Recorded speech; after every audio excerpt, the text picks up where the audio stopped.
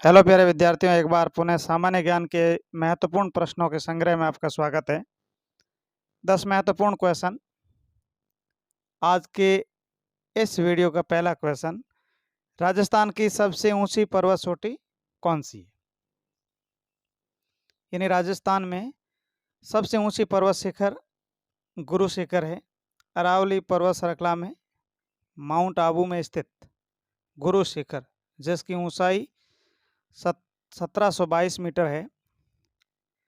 अगर राष्ट्रीय स्तर पर बात करें तो ये हिमालय, उत्तर में हिमालय पर्वत श्रृंखला और दक्षिण में जो पश्चिमी घाट है, जहाँ पर नीलगिरी पर्वतमाला हैं, उन दोनों के बीच में सबसे ऊंची अगर पर्वत चोटी है तो वो गुरु शिखर है, और जिसकी ऊंचाई 1722 मीटर है।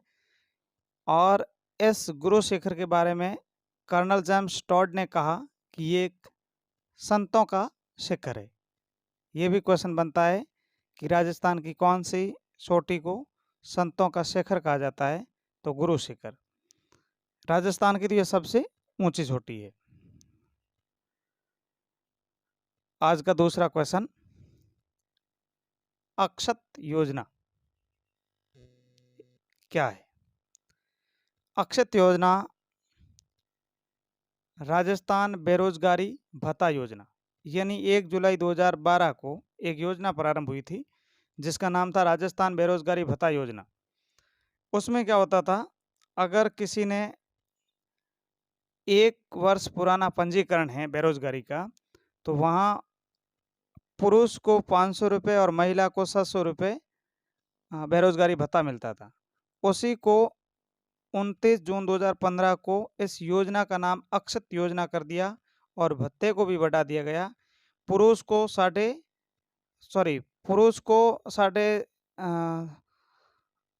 700 और महिला को 700 रुपये कर दिया गया।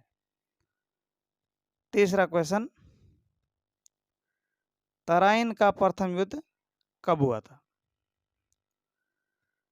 राजस्थान के इतिहास का महत्वपूर्ण क्वेश्चन, तराइन का प्रथम युद्ध 1191 ईस्वी में पृथ्वीराज थर्ड या तृतीय और मोहम्मद गोरी के बीच में हुआ, जिसमें पृथ्वीराज तृतीय की विजय होती है। और द्वितीय युद्ध जो 1192 में हुआ, जिसमें पृथ्वीराज की हार होती है। चौथा क्वेश्चन, लोक लेखा समिति क्या है? लोक लेखा समिति ये संसद की महत्वपूर्ण समितियों में से एक प्रमुख समिति है, जिसमें कुल सदस्य 22 होते हैं। 15 सदस्य लोकसभा के और 7 सदस्य राज्यसभा से लिए जाते हैं। इनके जो अध्यक्ष होते हैं वो विपक्षी दल के कोई एक जो विपक्षी दल होता है उनमें से अध्यक्ष बनता है। अध्यक्ष का जो चयन होता है वो लोकसभा अध्यक्ष के द्वारा किया जाता है। जो पब्लिक अकाउंट्स होते हैं उनकी जानकारी हासिल करना, ये काम लोक लेखा समिति का होता है। पांचवा क्वेश्चन, जैसे नदियों के नाम हैं, खाड़ियों के नाम हैं, झीलों के, सूर्य, दिशाओं, इन नामों के आगे आर्टिकल कौन सा आता है? महत्वपूर्ण क्वेश्चन है, क्योंकि हमें अलग अलग याद करना पड़ता है कि अगर नदी के नाम आ जाएं, रिवर आ जाएं, जैसे गंगा, ब्रह्मपुत्र, लूनी, इनके आगे अगर कोई ब्लैंक हो तो आप कौन सा आर्टिकल यूज करेंगे? तो उसमें डेफिनेट आर्टिकल द का यूज करेंगे।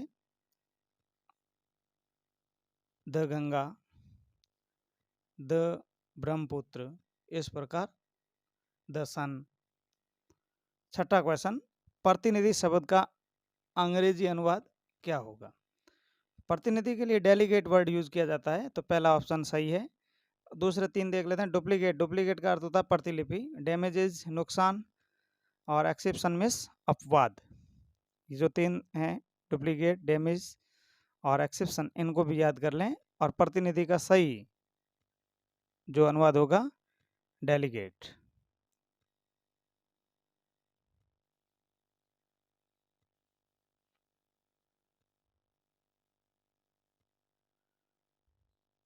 आज का 7वां क्वेश्चन, शब्द है भवदीय। भवदीय, इस शब्द में संधि कौन सी?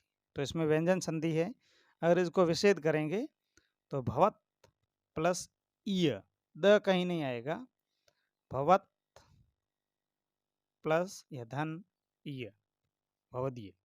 और संधि की बात करें तो संधि है इसमें व्यंजन संधि।